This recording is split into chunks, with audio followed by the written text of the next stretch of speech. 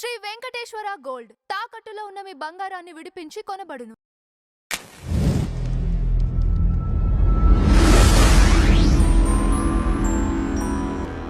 నమస్తే అండి, welcome to tree media. మనతో పాటు senior journalist, political analyst doctor Durga Vadlaman గారు ఉన్నారు. మేడం నమస్కారం. నమస్తే అండి.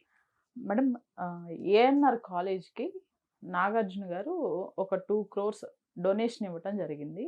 ఇందులో భాగంగా ఆయన స్పీచ్ కూడా విన్నాము. మా నాన్నగారే ఆ టైంలో 1 lakh డొనేట్ చేశారు, నేను ఇది కూడా ఇవ్వకపోతే బాగోదు అన్న కామెంట్స్ ఇప్పుడు వైరల్ అవుతున్నాయి. దీనిపైన మీ కామెంట్స్ ఏంటి? ఇప్పుడు విద్యకి ఎంత డబ్బు ఖర్చు పెట్టినా తప్పులేదండి. ఇప్పుడు వీళ్ళందరూ కూడా సినిమా వాళ్ళందరూ కూడా ఆర్ సెలబ్రిటీస్ అందరూ కూడా వాళ్ళు డొనేట్ చేయడం అనేది వాళ్ళు గొప్పగా ఫీల్ అవుతారేమో కానీ మనం ఫీల్ అవ్వక్కర్లా. ఎందుకంటే మనం వాళ్ళని గొప్ప వాళ్ళని చేస్తాం. ఓకే, వాళ్ళు నటిస్తున్నారు, వాళ్ళ నటన మనకి నచ్చి మనం సినిమాలు చూస్తాము, మనం డబ్బు ఖర్చు పెట్టుకుని చూస్తున్నాం. కాబట్టి వాళ్ళు మహేష్ బాబు డైలాగ్ ఏదో ఉంది కదా, ఆ డైలాగ్ ఇక్కడ వర్తిస్తుంది వాళ్ళకి. ఇవ్వకపోతే అంటే తిరిగి ఇవ్వాలి, తీసుకోవడమే కాదు అన్నట్టుగా అందులో భాగంగా వాళ్ళు చేశారు. ఇప్పుడు మీరు నమ్ముతారా లేదో, మా ఇళ్లల్లో ఎకరాల కాలేజెస్కి ఇచ్చిన వాళ్ళు ఉన్నారు. పేరు ఎప్పుడు పెట్టించుకోవాలా, మా చుట్టాలే, మా తాతలే, మా మావయ్యలే. నేను అనేది దానం అనేది కాదు. దానం అన్ని దానాల్లోకెల్లా గొప్పది విద్యాదానం. అందుకే ఒక ఉపాధ్యాయురాలు కావచ్చు, ఉపాధ్యాయుడు కావచ్చు, లేదు ఒక కాలేజ్ లెక్చరర్ కావచ్చు, వాళ్ళు చెప్పే పాఠాలను మించి ఆ దానాన్ని మించిన దానం లేదు. ఎట్ ది సేమ్ టైం మీరు దానం చేయండి, ఇది దానం అని నేను అన్ను. ఆయన ఇచ్చిన డబ్బు 2 కోట్లు, నాగార్జున 2 కోట్లు ఇవ్వడం అనేది చాలా చిన్న విషయం అందరి దృష్టిలో. అందరూ అదే చెప్పుకుంటున్నారు. 1, 2 మా నాన్నగారు 1,00,000 ఇచ్చారు కాబట్టి నేను 2 కోట్లైనా ఇవ్వాలి అనుకోవడం కూడా. ఇప్పుడు నాగేశ్వరరావు గారు కూడా 1,00,000 ఇచ్చి పేరు పెట్టించుకున్నారుగా. 1,00,000 ఇచ్చి ఊరుకోవాలా. అది గుడివాడ కళాశాల. ఆయన ఎవరు, పర్వతనేని వెంకటరత్నం గారు కట్టించారు. మరి ఈయన పేరు పెట్టించుకోవటం ఏంటి? ఒక బిల్డింగ్కి పెట్టించుకోవచ్చు.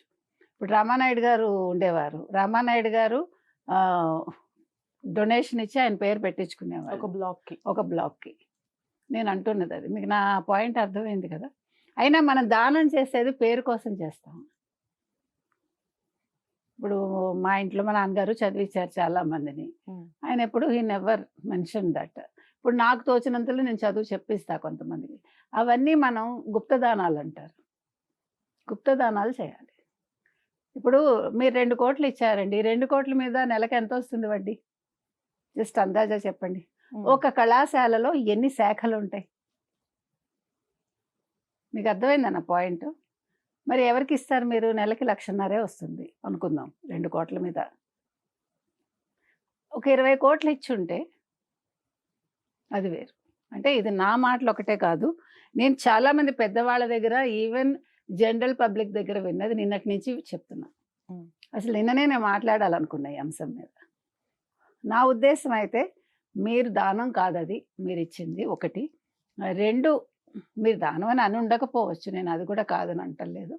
2ది 2 కోట్లు నేను కళాశాలకు వస్తుంటే అమలు అడిగింది, ఒట్టి చేతులతో వెళ్తారా, ఏమైనా తీసుకెళ్లరా అని. సో అందుకని నేను 2 కోట్లు తెచ్చాను అని. ఈవెన్ నాగసుశీల గారు కూడా మాట్లాడినట్టున్నారు దాని మీద. సరే, okay, they are feeling pride, it's okay. కానీ జనరల్గా నేను చెప్తున్నా, మనం పిల్లలకి లేదు ఒక విద్యకి సంబంధించి ఇచ్చేది ఏది కూడా దానం కాదు. అది గొప్పగా మనం ఫీల్ అవ్వక్కర్లేదు. మన జీవితంలో మనం చేసిన కొద్ది మంచిగా భావించాలి, అంతే నేను చెప్తాను. Right madam, thank you.